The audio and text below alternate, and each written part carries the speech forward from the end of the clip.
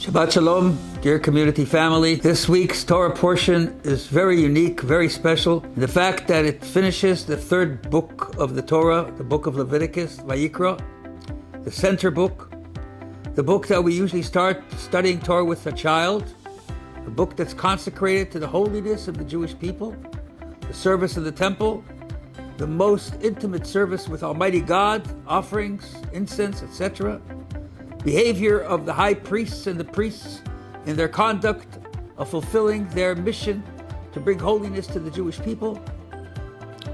And of course, the fundamental aspect of the essence of the Jewish people themselves. This Torah portion is called Bechukotai. Bechukotai means my statutes, laws that have no rationality. The verse begins, if you walk, if you travel, if you move with my statutes, according to my statutes, and you fulfill my commandments, my mitzvos, and I will bless you with the most extraordinary blessings. All material blessings. You'll have wealth, you'll have security, you'll have peace, you'll have freedom, you'll have nachas for your children, you'll have safety. You'll have everything that one needs. You'll have acceptance in the world.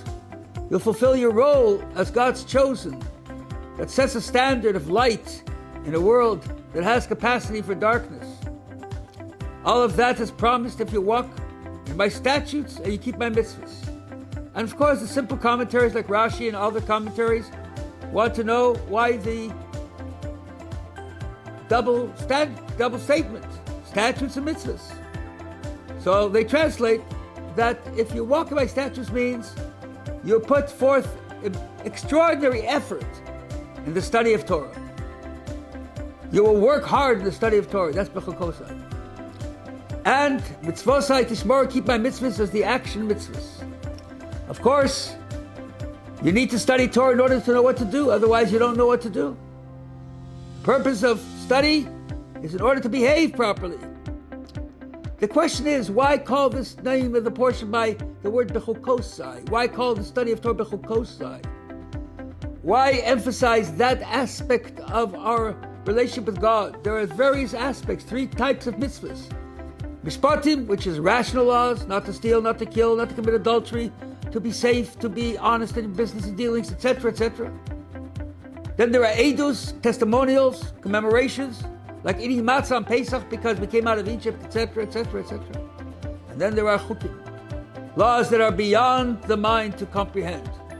Laws like the red heifer about which King Solomon said, Achakma, I am wise, God gave me wisdom, but he the chayka in this mitzvah I have no understanding of.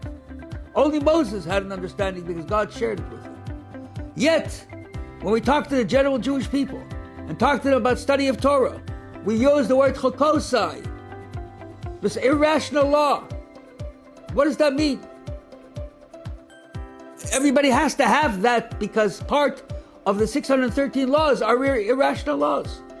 And part of Jewish mitzvahs, not general mitzvahs that also pertain to the general world, like the 7 Noahide laws, but part of Jewish mitzvahs is all some irrational factor. Beyond the logic. What does that mean?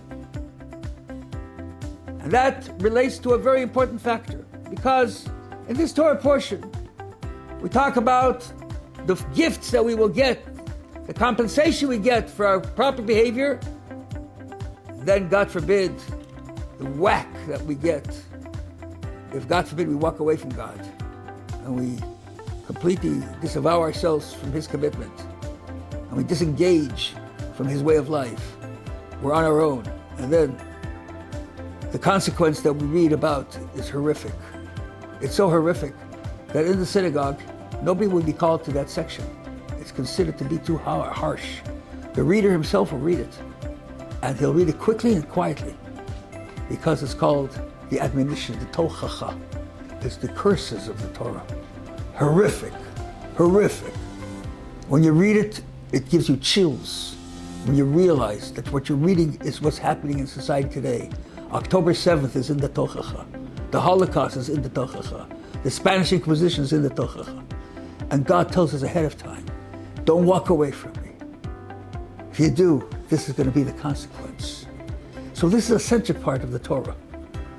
We talk about the Jew in history.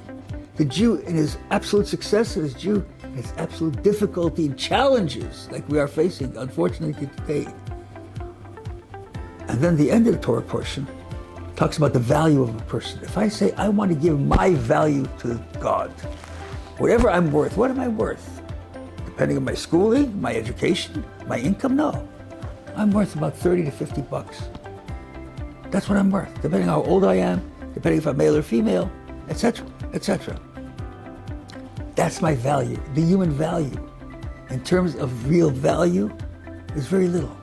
It's only what he does that gives him value. And what he does depends on the first part of the Torah, which means if you walk in my statutes or you on your own. And what does it mean walk in my statutes? Why do you use the word statutes? Because this is the key to our society. What is the problem that we're having today? Why is this society so topsy-turvy? Why are we having challenges that we could never imagine would happen in a civilized, normal society that's so advanced technologically in every other way? Why? Because we have given up any authority. God has no more authority in our lives. And when God is not an authority, there is no authority. We become the authority. Slowly, someone else becomes the authority. Sometimes a dictator, sometimes a powerful king, sometimes a crime syndicate, whatever it is, sometimes a philosopher for a little while.